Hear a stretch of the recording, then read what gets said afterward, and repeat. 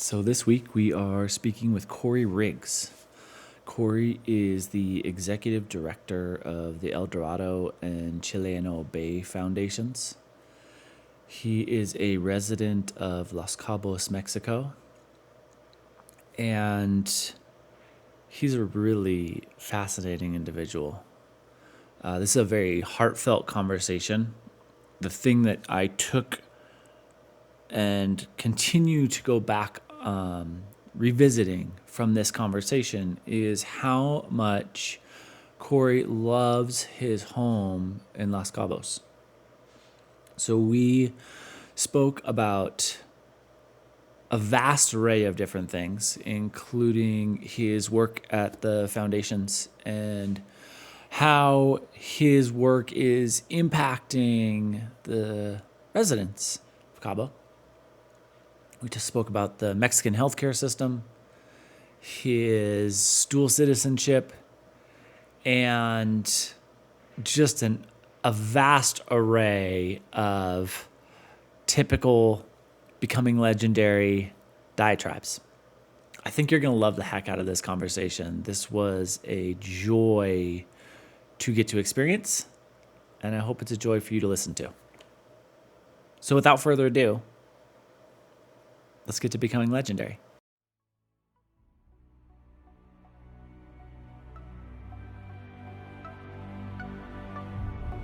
There are no gold medals for down dog.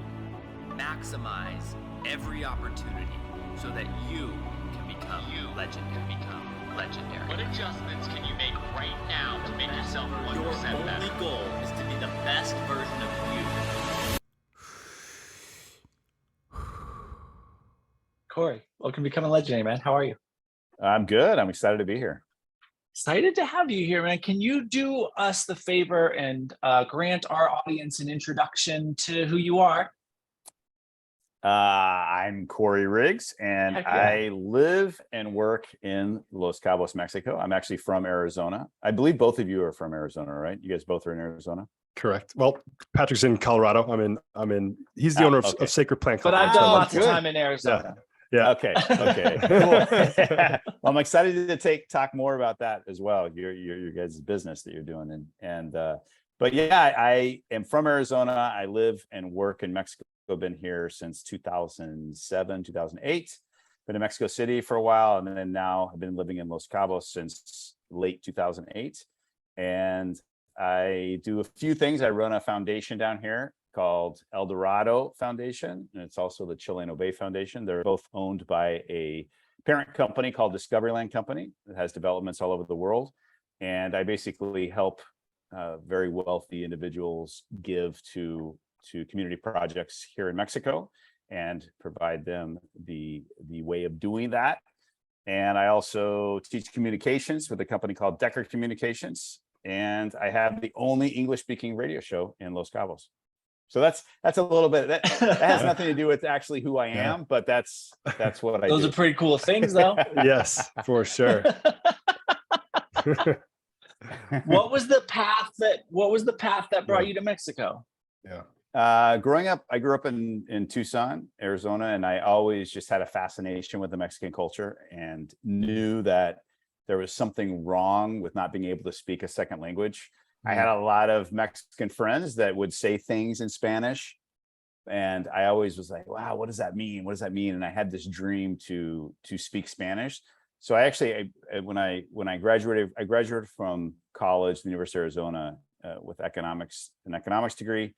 I decided to go to a MBA school called Thunderbird, which is up in Phoenix, actually.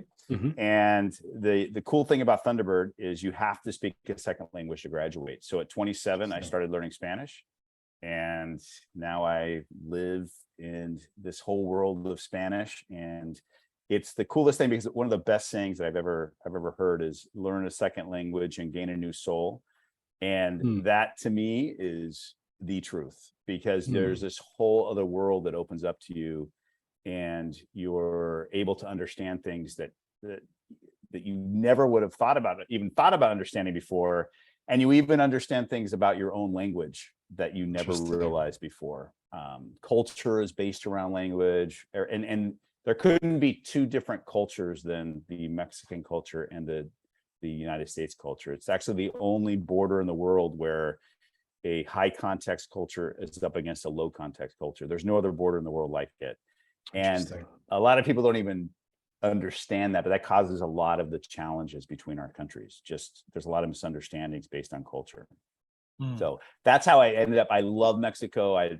Tucson is a very integrated place with a lot of architecture, Mexican architecture, and just so being able to live in Mexico, it's a really cool thing. And it sounds very conscious. Like this was a thing that you really drove yourself towards. Absolutely. Through my whole life, I knew that I wanted to live and work in Mexico. Cool. Yeah. And I actually to get here, spent time in Argentina. That's where I really solidified my Spanish. I worked at the U.S. Embassy in Argentina. I did an internship there. And that's where I really learned Spanish. Although I was taking it at Thunderbird, I went there for 6 months and learned it there. And then I spent time in Spain. And so I love not just Mexico, but the whole Latin world and the differences in culture, just first of all, within Mexico, but then within the Latin world too. It's unbelievable. And the differences in Spanish too. There's different words, just like US English and British English and Scottish. And so Northern English, Southern English. It's all dialect. It's all dialect. Yeah. Yeah. Really cool stuff. Do you spend most of your time speaking English then in Mexico or Spanish? Or is it a blend of both? It's a blend of both. And Los Cabos is such an interesting area because there's so many people from the US and Canada that live here that we call it a Marimex. So it's part of it's part of that. You can get by here without speaking a word of Spanish, but you miss out on at least 80% of what's going on if you only speak English. And the sad part is there's people that live here that have lived here for years and they don't speak a word of Spanish because they can get by and they have no idea what they're missing out on. It's like a behind the scenes view. Yeah. No, and plus just first of all, the Mexican people are just a beautiful people. And when you speak Spanish, they embrace you like family, and it's just you're treated differently. It's an incredible thing. That's beautiful. Is that experience of that? I think behind the scenes, behind the curtain, is an interesting and adept call out by Brian. Is that the thing that you feel like you've received the most of by having this bilingual capacity? I mean, I know you said, we've added a second soul. What is the thing that is feeding that soul? I think it's really just, it's an opening of the mind, because when you're, just for an example, the Mexican culture is very indirect and the language is indirect. And so you start to realize how you start to look around the world and go, wait a minute. So that means every language is wrapped around whatever culture is there. You start to notice that. And I'll give you an example of what I mean by being indirect. If you drop a fork in Mexico, you would say, oh, if I dropped a fork, I'd say, hey, I dropped the fork. If you drop it in Mexico, you say, se cayó el tenedor, the fork fell. And so just that little thing right there, it says so much. It's like there's this circuitous way of getting to what's really happening. And a lot of very direct people, like Americans, are direct. And there's even more direct people, like Germans are way more direct than Americans, and people from Holland, from Sweden, from the Nordic countries. You start to realize, wow, I can see why there'd be some misunderstandings among folks if it's offensive to a Mexican how direct sometimes other cultures are. And to an American, sometimes if a Mexican's telling them something, they're like, hey, can someone just get to the point? Because it's like a circuitous way of getting to the point.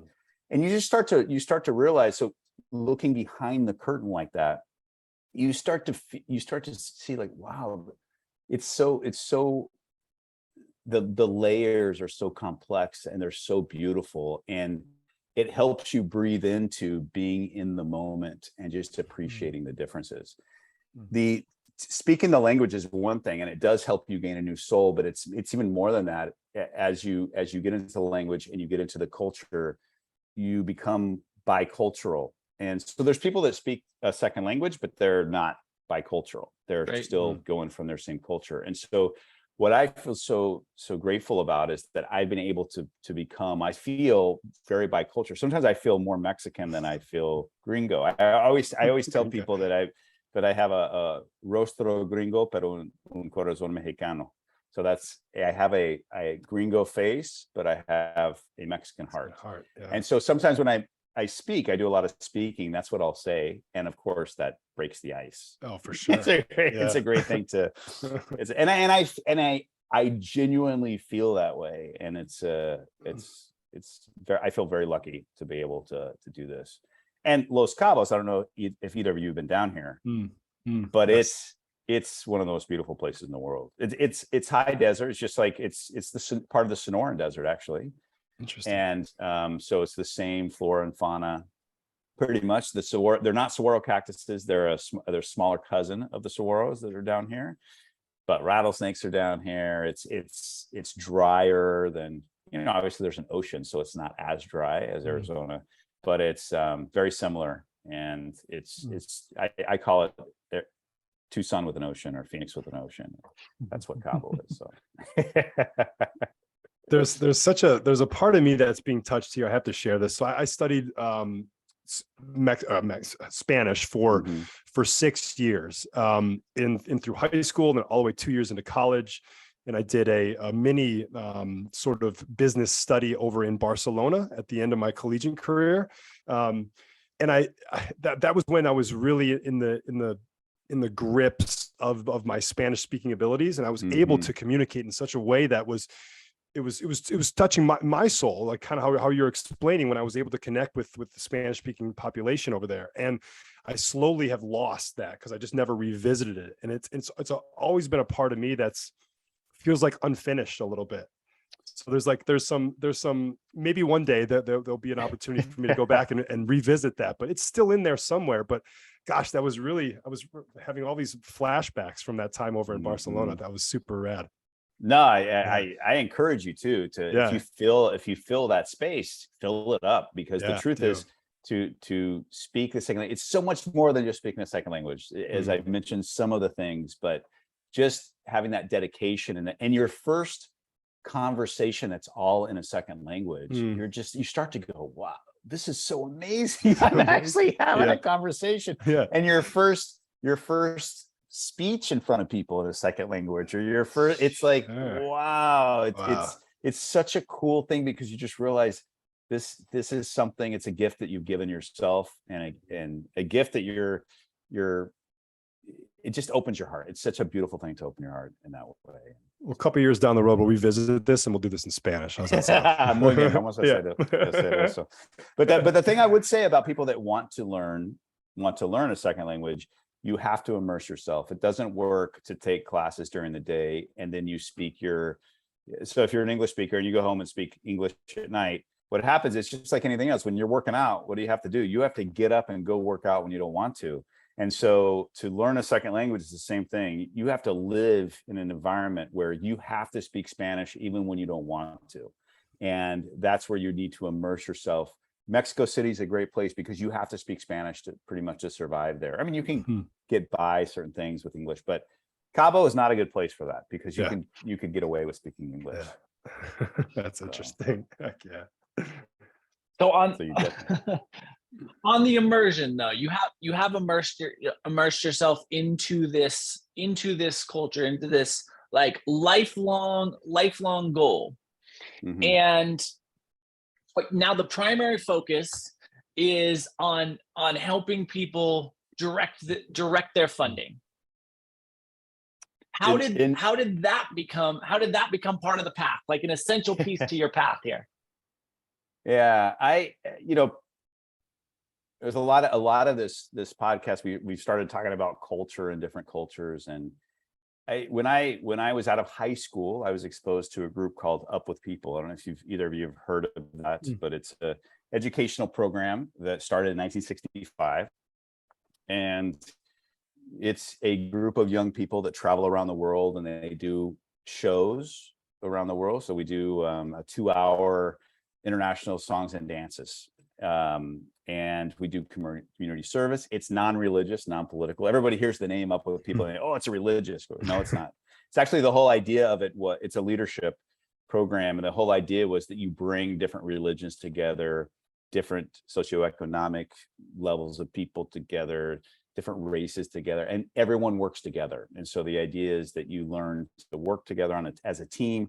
You're traveling, you stay in host families everywhere you go. And I had the opportunity to travel right out of high school in that group. And the ages of that were from 18 to 25. So there was a wide range of people that maybe they had done college or not. But we traveled around, did these shows. I was a performer earlier in life. My mom made me dance, which I hated when I was a kid. I was a ballet dancer, jazz, tap. And I hated wearing tights. I was like the only boy. I was wearing tights. I wanted to play football. This is when I was probably 7, when she first put me into dance. And I got to be 16 and I realized, wait a minute, I'm the only boy. This is awesome. Yeah. so I always thank her for that. But that's just to go back a little bit. I was very involved in the performance aspect of this group, Up With People. And I went back on staff and helped put up the shows that we would do all over the world, and just had the opportunity to travel probably to over 80 countries and stay in people's homes, and just incredible experiences, which could be a whole nother podcast of that. But what I loved about it was just the always being selfless in a way. You're staying in people's homes, you're helping different community projects in each town we would go to. You're singing songs that are about peace and love, and everyone get together and work together, and how do we move forward together and not try to separate and divide. And it's while having having strong opinions, which is okay, and learning how to deal with people that have differences of opinions. So I loved that. And I was heavily involved in it before college. I went to college and then went to this MBA school I told you about, and got into the corporate world. And in the corporate world, I found I was pretty good at it, but I was never fulfilled. And there was an opportunity in 2006. Up With People had actually gone out of business in the year 2000. And a friend of mine wanted to bring it back. And so I left my high-paying corporate job and just went in and helped bring this organization back. Cool. And actually went to Mexico and restarted what's called Viva la Gente, which is very famous in Mexico. And that's the Up With People version here. So that's how I got back into Mexico, which I always knew I would end up here.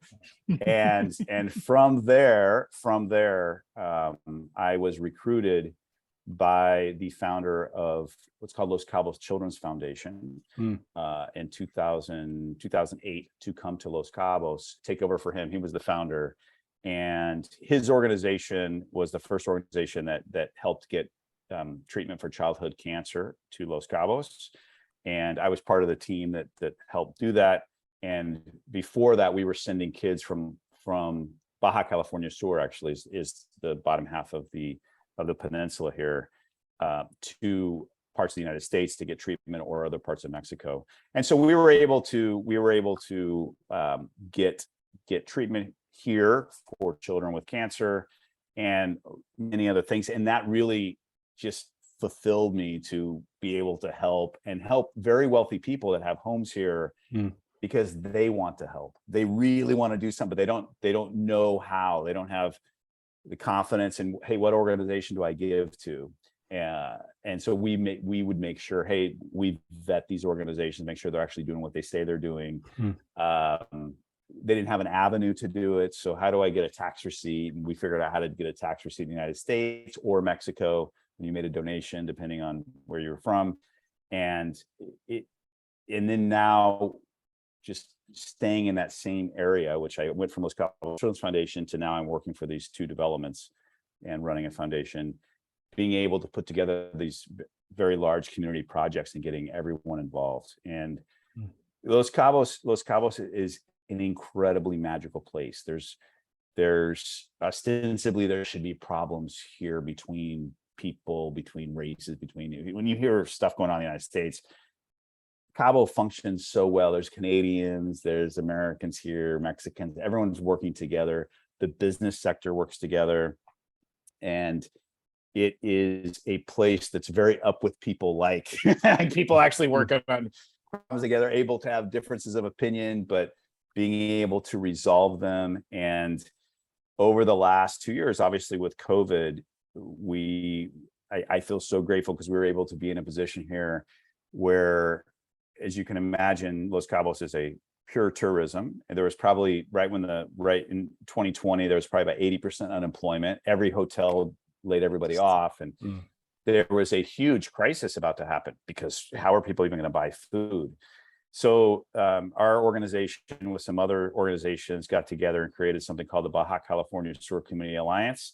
We got 200 businesses and foundations working together, and we're able to deliver 97,000 families, so about 400,000 people, food over 7 months, door to door. And we worked with the military.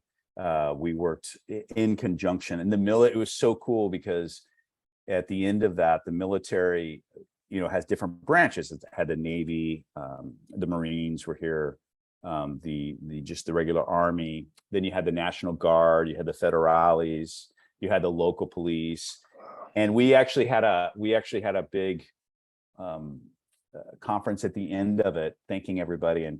And you should have seen these military guys just crying, saying we've never worked together like this with people from other branches, and the Federales working with everybody together, and then just how they felt about being with the people during that crisis and really helping. And you could just see it really opened up this area. And what's happened since then, all the businesses really know how to work together down here. Los Cabos was the #1 destination all of last year for everyone because people felt safe to come here. They felt secure. We had more visitors in 2021 than we had in 2019. Even 2020 wasn't down that much because this was a place that people were coming, and this year looks to be it's going to be exponentially better. And so what's cool about it is I feel what your original question was, how did I end up in this place where I'm helping people?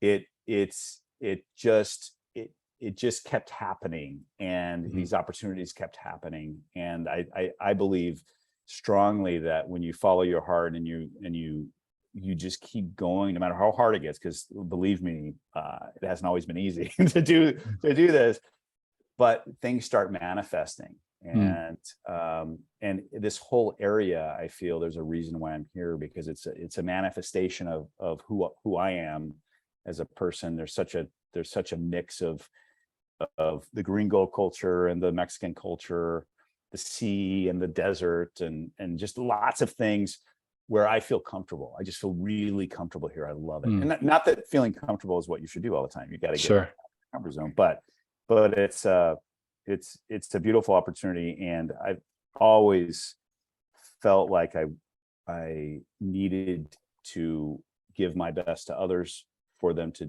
people to do better, whatever that means.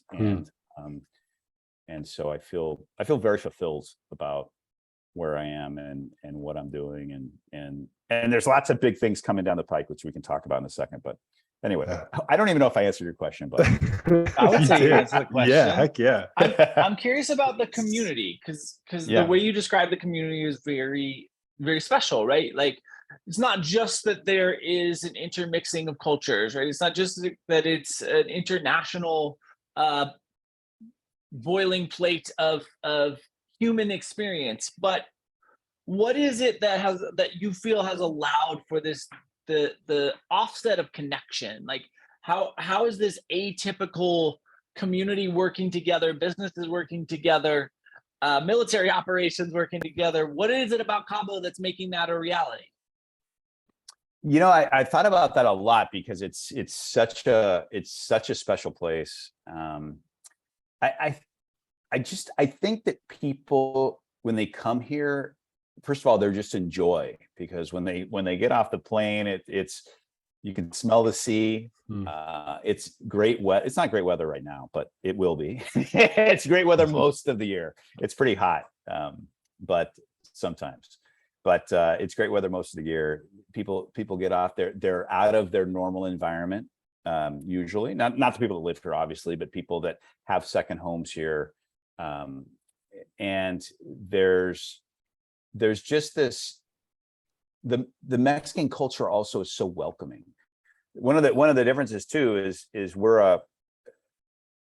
American culture is a guest culture, so we're used to being guests, and the Mexican culture is what's known as a host culture, and so that kind of fits together really well. We're really good guests, and they're really good hosts, and so there's this real comfortableness with that arrangement, and people feel really welcome here, and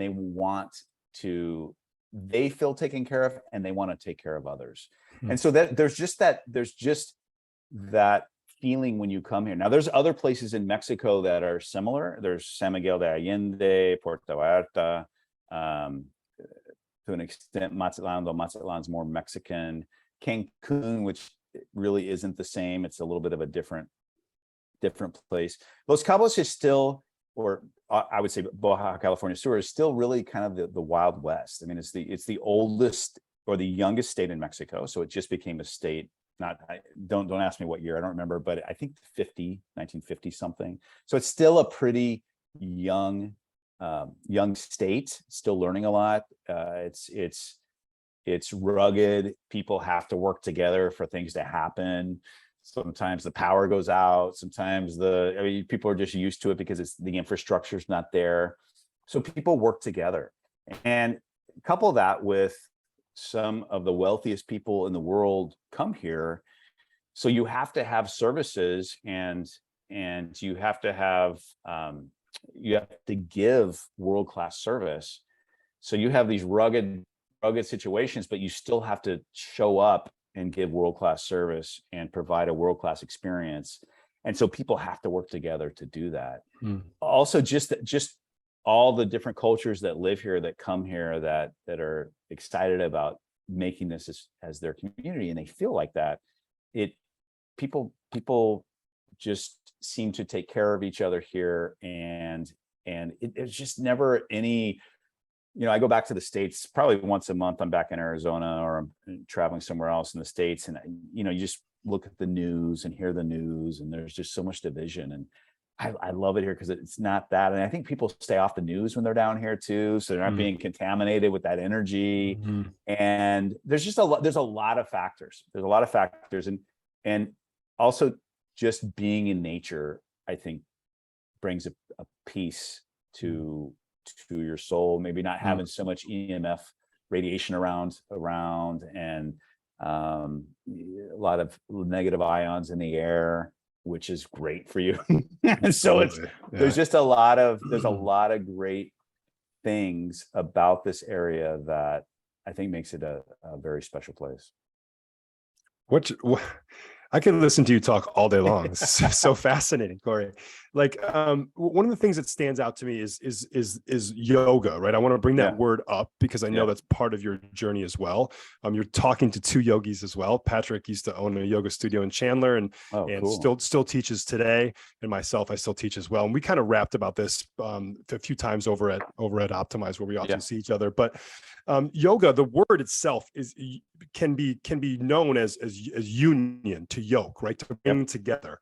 So that's to me a lot of what your inspiration is, right? And so how does yoga show up for you today? Is that something that, I just feel like it's flowing from your soul, flowing from out of the words out of your mouth. I can feel it. And even when I spend time around you, I get that sort of selfless, beautiful spirit. Like, we are all in this together, So I'll let you speak. How does yoga show up in your life today?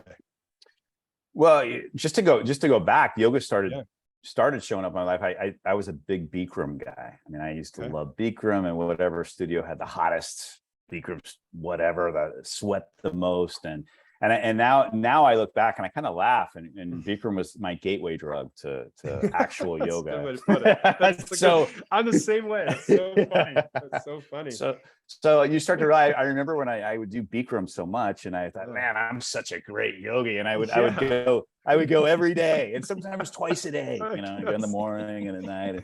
And wow, I could really do the camel, the half camel. I was a badass, and I could hold it, and you know, I'd almost pass out sometimes, but man, that's what you're supposed to be like. Right. So then I went to a power yoga class, and I couldn't do anything. I mean, I was like, what? Wait a minute, I'm a yogi. How come I can't do some of these other poses? Because I was always doing what is it, 24? I don't remember how many there are. Yeah, that's it. So I was doing the same 24 every day. Well, of course, you're not doing other stuff. And so I started realizing, well, maybe there's more to this than Senor Bikram and his craziness. And I started getting involved in a power yoga studio, which also, you know, there's that's an interesting side of yoga as well. And I decided I wanted to be a yoga teacher. And so I went to a place called Nosara, and I went to a place called the Nosara Yoga Institute,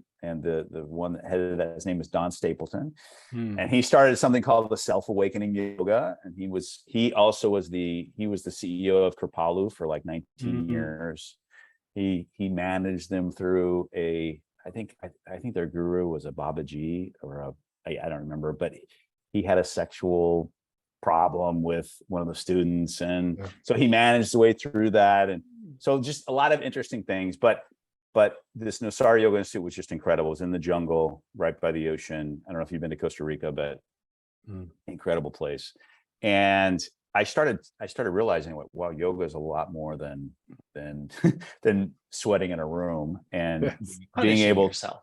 being able to do a push up into a handstand. That was always my coup de grace. I was, I got to be able to push up into a handstand, and then I've made it. And you start realizing, well, if that was true, then all the Cirque du Soleil people would be enlightened, right? They can do anything with their bodies, but it has nothing to do with that. And you start to realize that no, it's the journey. It doesn't matter where your body is, how flexible you are, whatever. It's to your edge, and are you pushing a little bit farther?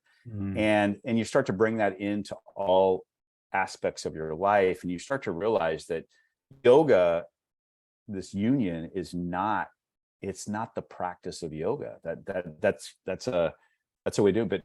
But when I'm speaking with a potential donor, or I'm going to the food bank here, or we're working with a group called Teleton, and we're bringing in a rehab center here for kids, that's yoga. I mean, that's the union of bringing people together. And I always think about when,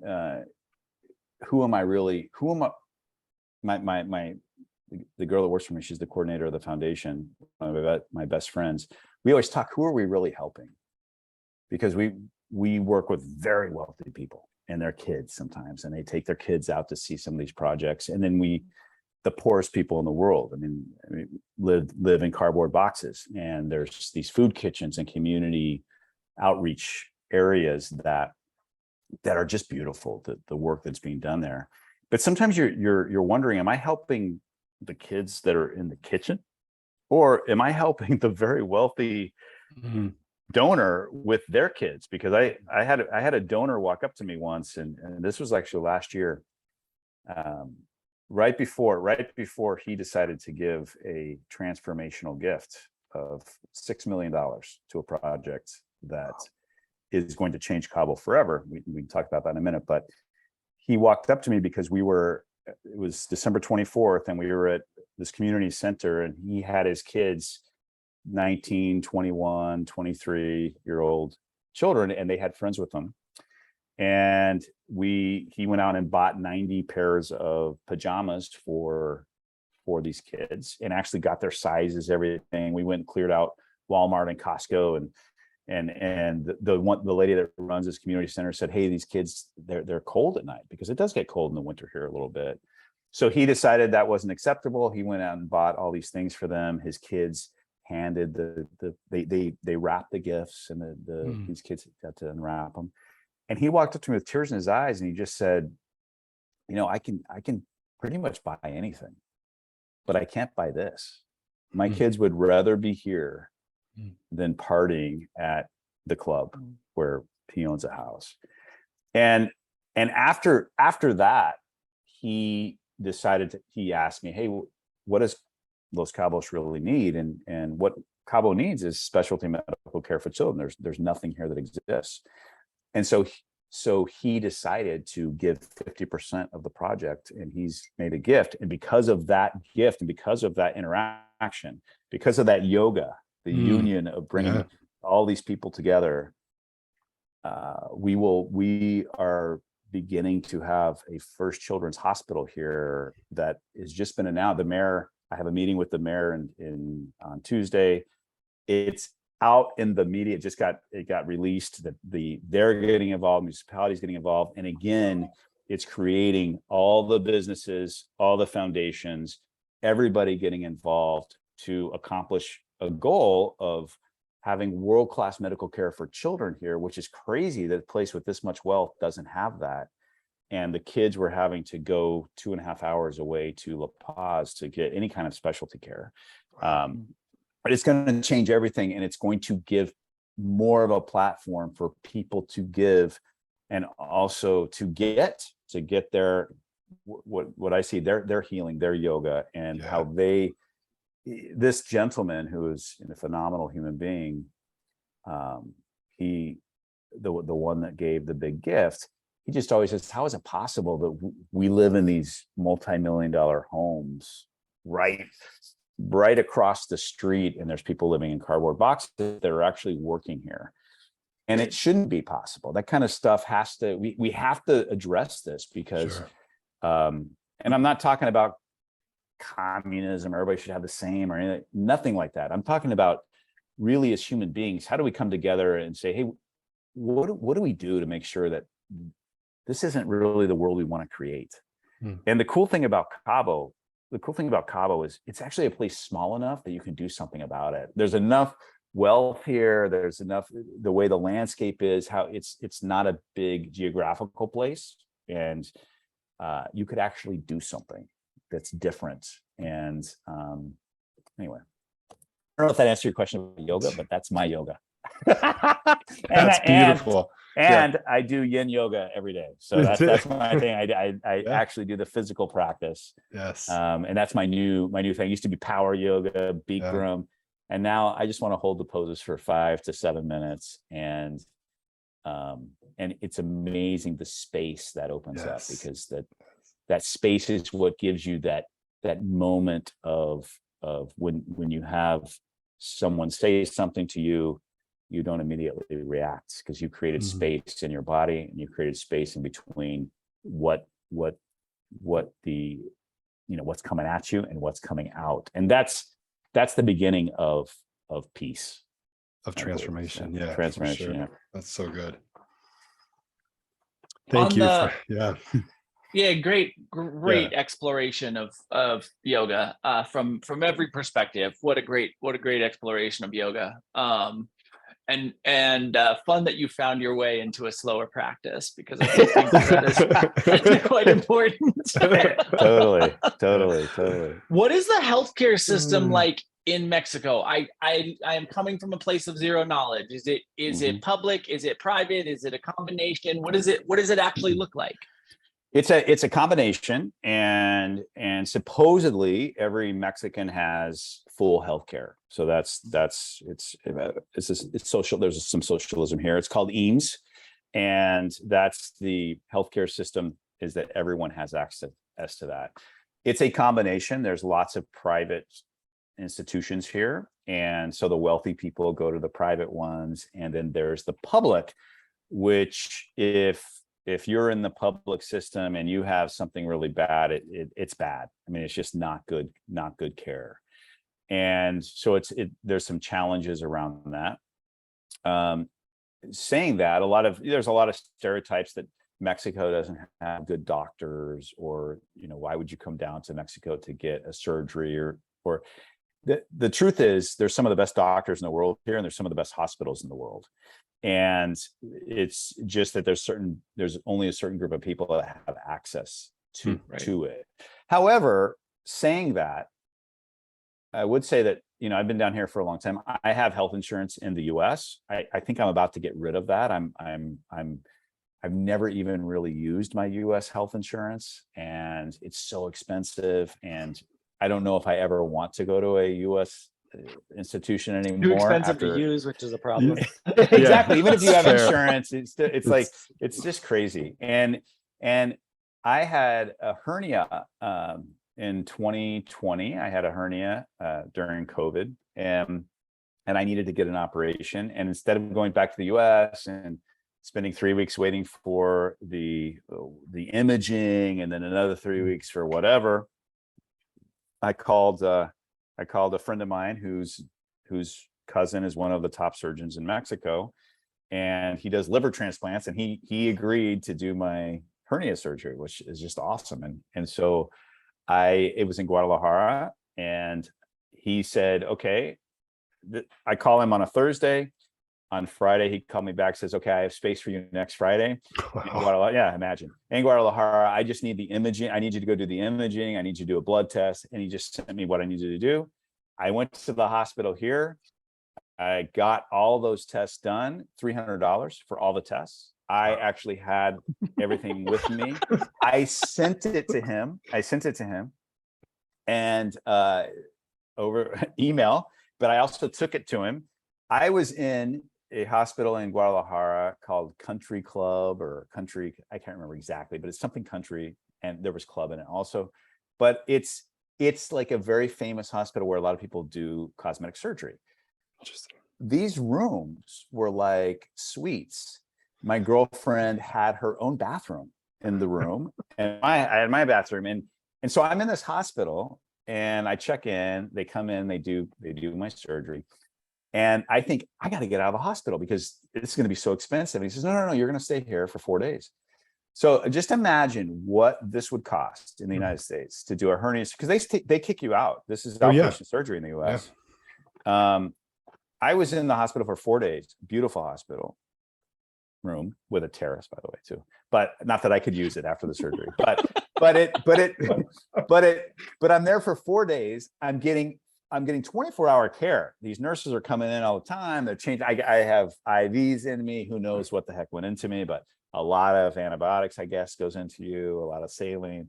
And I'm like, oh my gosh, this bill is going to be crazy. And my insurance, I'm not using my insurance down here. So, and I kind of knew that it was going to be around $15,000 to $20,000. I was thinking, I get out the whole thing, $8,000 for 4 days in the hospital and a hernia surgery. And it was the best care.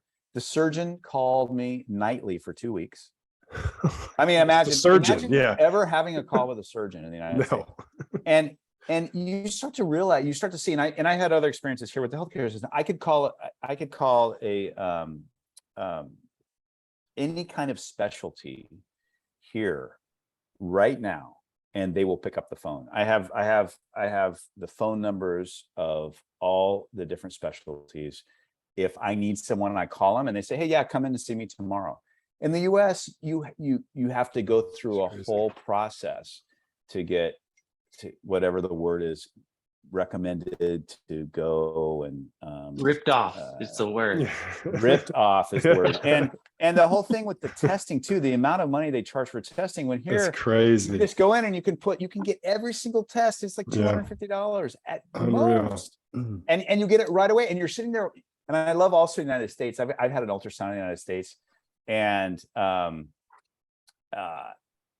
they can't say anything. It's against the rules. They can, you know how they're like, they're looking and they're going, and you're like going, what are they saying? Like, are they saying something? Hey, can you tell me anything? Oh, I can't say anything. No, can't say anything. In Mexico, this is what they do. They're like, hey, come over here so you can see the screen.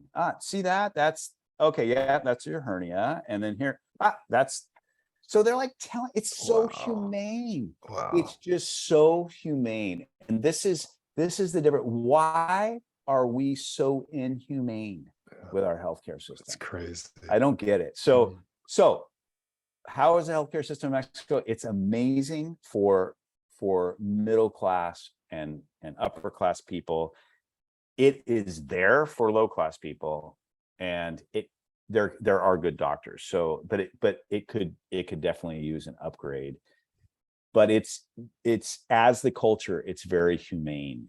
There you feel like you're being cared for, and people are taking care of you, and you're actually able to talk to a doctor, and they're not just trying to get you out of the office because they got to get 25 other people in that same hour to meet their quota for the insurance. And I have a gastroenterologist here who did my colonoscopy, and it was like 2 days.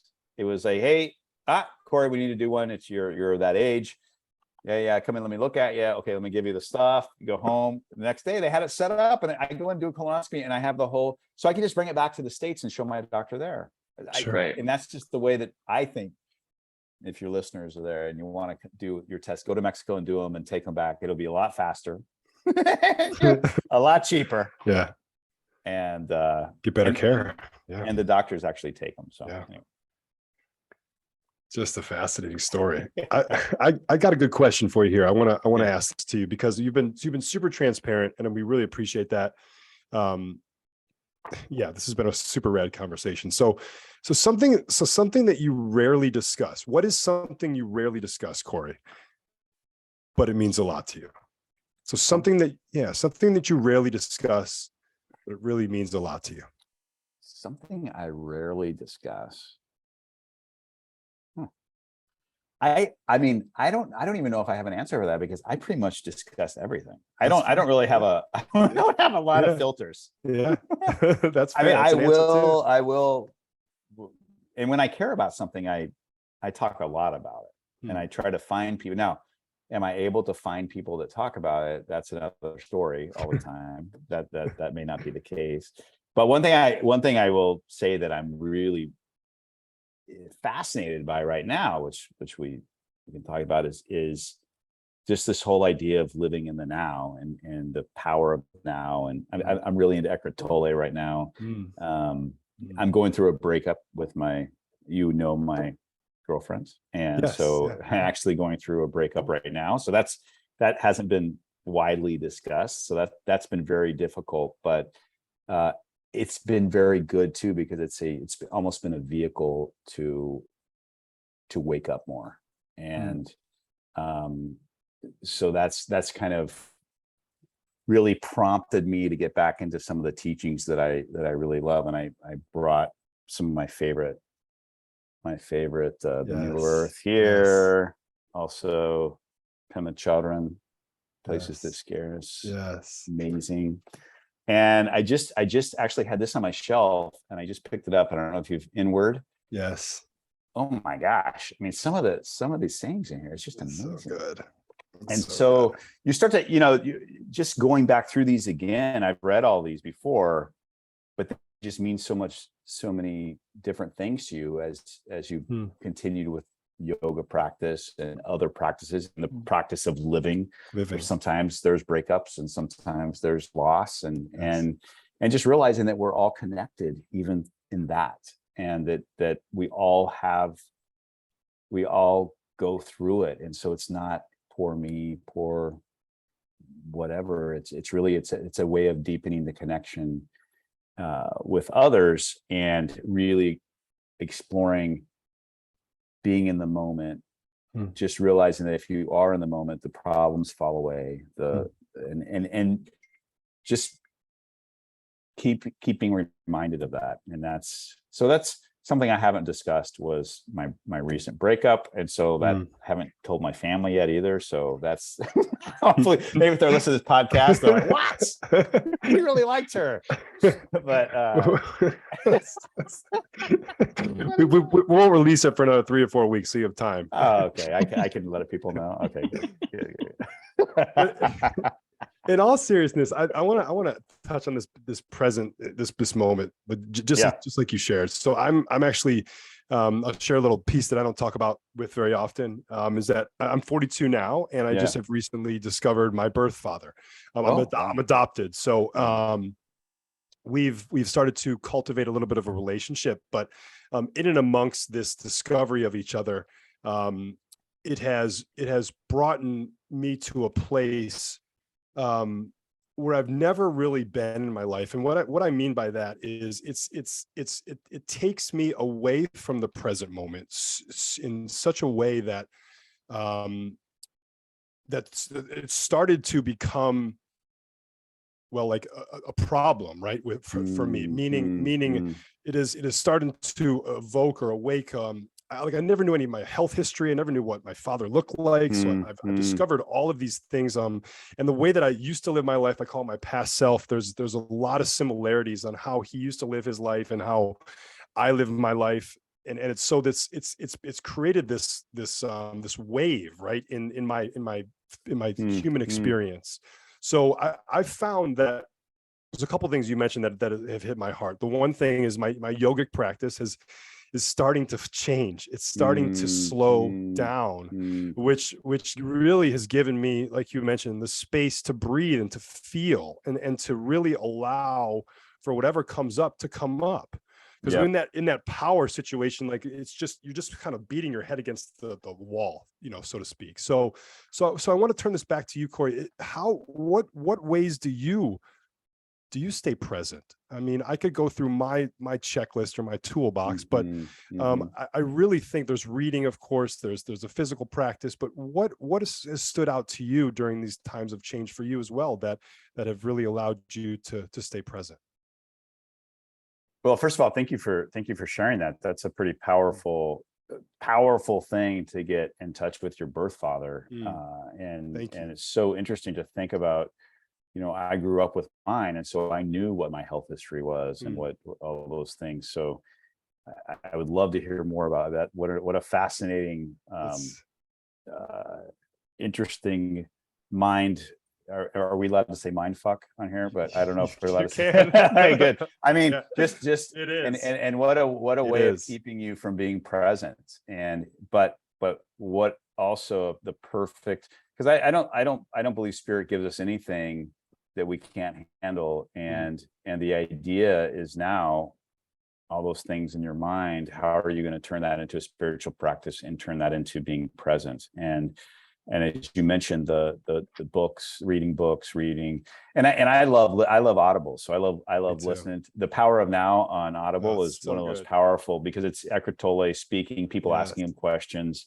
I highly recommend it, and I highly recommend that you listen to it over and over again, because it's I don't listen to it all the time, but when I just throw it on and just listen to wherever it is, and it's amazing because it's always something that's needed at that moment. And his voice and the word, it gets you in the moment. So his presence is really always in the now. So I really love that. Yes. The spiritual practices of yoga, meditation. Sometimes meditation's tough for me though, because sometimes that doesn't really get me out of my head. It gets me more into my head. And so breathing is something that I definitely do. I have a piano music, which I'll share with you, that I do breathing in and out. It's 6 seconds in, 6 seconds out. It's a beautiful piece of music, and you do it for 20 minutes.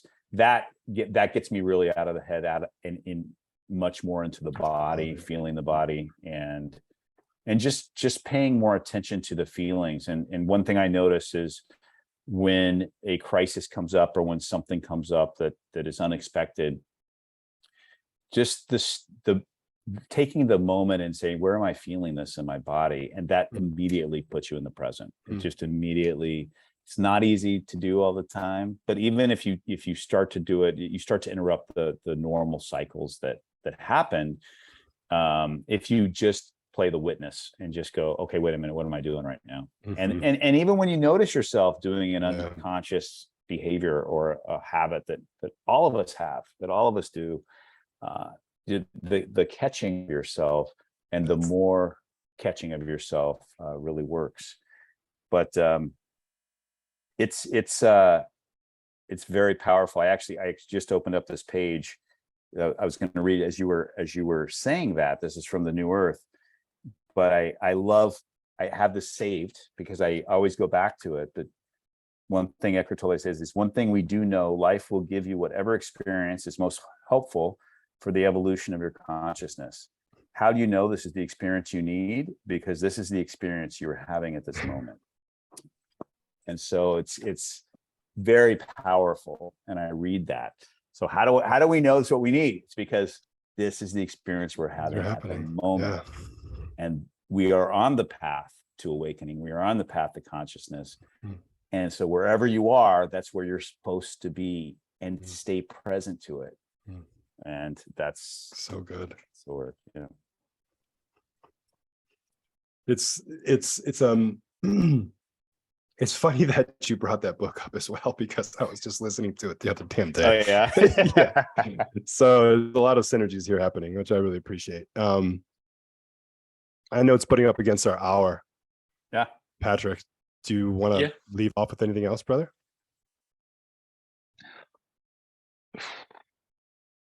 There's a few things I'm curious about. One thing that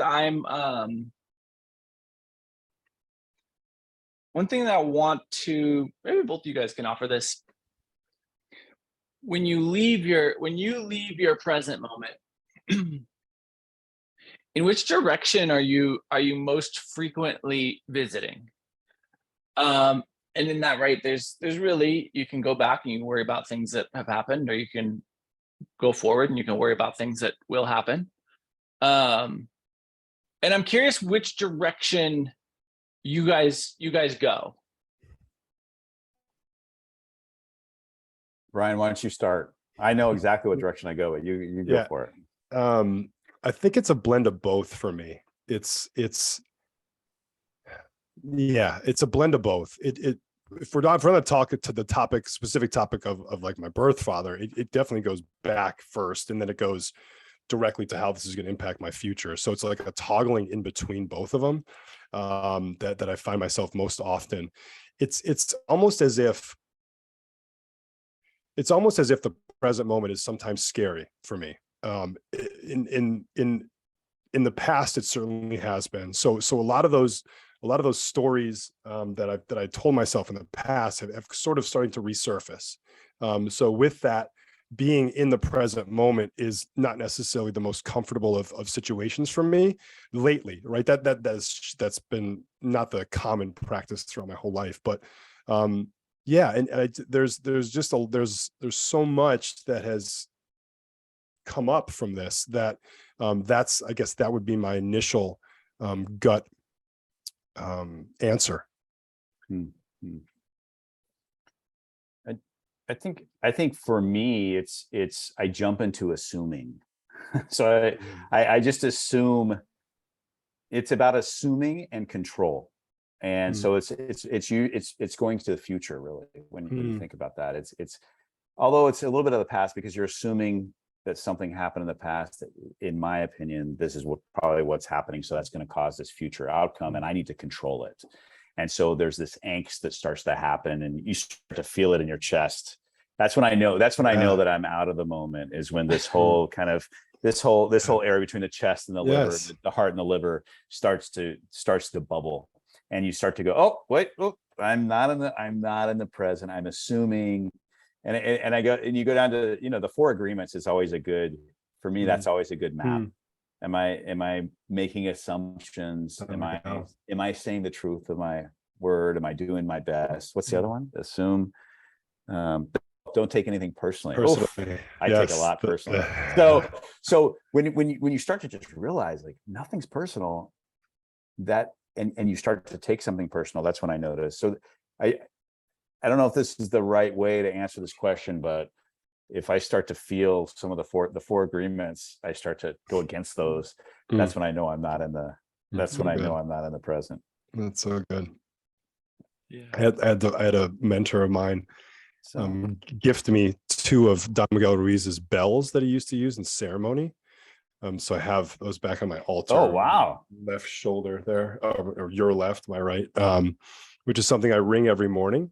And so two practices that I'm doing right now that are really impactful for me is chanting the word Om. That brings me right to my center. And I make a lot of phone calls for work, and I was getting ready. I was doing some Ohms in the middle of the workday the other day, and I had a client call, and I had to like pause, and because there was the Om was like, I do it for 5 minutes straight. It's just a rolling Om that just focuses the energy right in my heart space. And so I had to pause just for a moment, pick up the phone, and kind of jump into the conversation the best I could. But it was an interesting sort of dynamic that I found myself having to play with in the middle of the day. So, but the sound for me, the vibration that I can create with my own vocal cords, that is so impactful for me these days.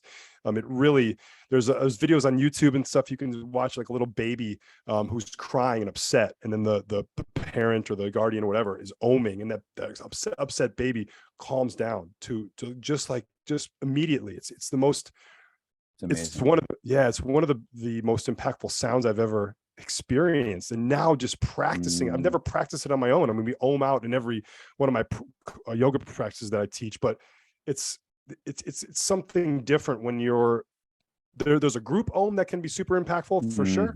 I'll take anything away from that, but then there's also that individual Om that really speaks to your, gosh, it just speaks to my soul. So that's something that helps me recently. No, that's really cool. What a beautiful, and it's just, and you think about it too, the Om is all about the breath. So the breath's going out, you're bringing it in, and so you're actually getting a full breath, and you're putting this beautiful sound out into the universe. Yes. Through the heart and through what a beautiful, what, I don't know where we got away from all this stuff. I know. What? I mean, it's so simple.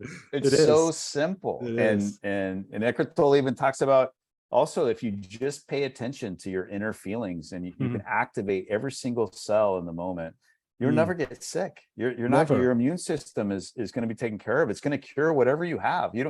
That's all you need. And we've gotten so far away from that. And all these practices, the oming, the breathing, the yoga, the slow yoga. Yes. I don't know if Bikram fits, but everything else is now.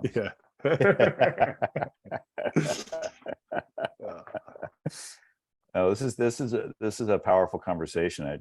I thank you guys so much for. Yeah, Korey, thank you. This was a very good time. I really appreciate you sitting down with us. This was fun, and people are going to enjoy the heck out of this. Yeah, for sure.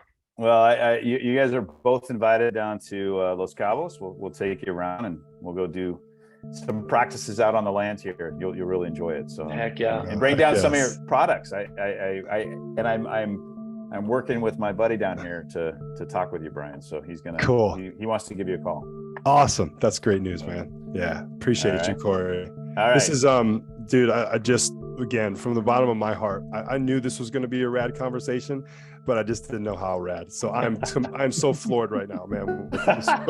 With so much gratitude and just love for you, brother. I appreciate you. Love for you guys too. And I have so much gratitude because I'm excited, because I have so much energy for the rest of my day. This conversation is giving me energy. And so thank you both for what you're doing for the world. Thank you. Really cool. Thank you, Korey. All right, guys. Take care, man. Have a good weekend, brother. All right. See you later. Bye. Yeah.